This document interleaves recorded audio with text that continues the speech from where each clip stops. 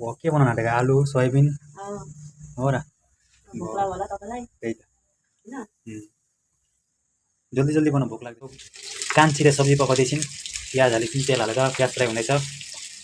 अरू के बनाउँछ ए आज हल्का अब आलु र सोयाबिन भुटिदिनु आँटेको अब केही छैन बजार जाने टाइम भएको छैन नि त गाई त्यसको लागि ड्युटी छुट्टी छैन आज मात्रै ड्युटी छुट्टी छ अब भरे जाइन्छ बजार त्यसको लागि अब भोक पनि लाग्यो अनि जल्दी जल्दी पेट पूजा त गर्नु पऱ्यो नि होइन जस्तो भए पनि आलु भुटेर आलु फ्राई गरिदिन्छु मलाई पनि भोक लागिसक्यो अरे त्यही त अनि हजुरहरू खानुभयो खानापिना हजुरहरूको चाहिँ पाक्यो राख्नु पर्ने अब आलु फ्राई अब यी भात पस्किने यी भात सात पाकिसक्यो अब खाने हाम्रो अचार के अरे बोगडीको अचार त्यसको बादमा आलु भाजी सानो टुक्रो प्याज जब दाल चाल त्यो मैले बनाइन भोक लागेको थियो जल्दी जल्दी कस्तो भयो बुढा दामी भयो त अब म पनि खानुमा लागेको भात यस्तै छ अब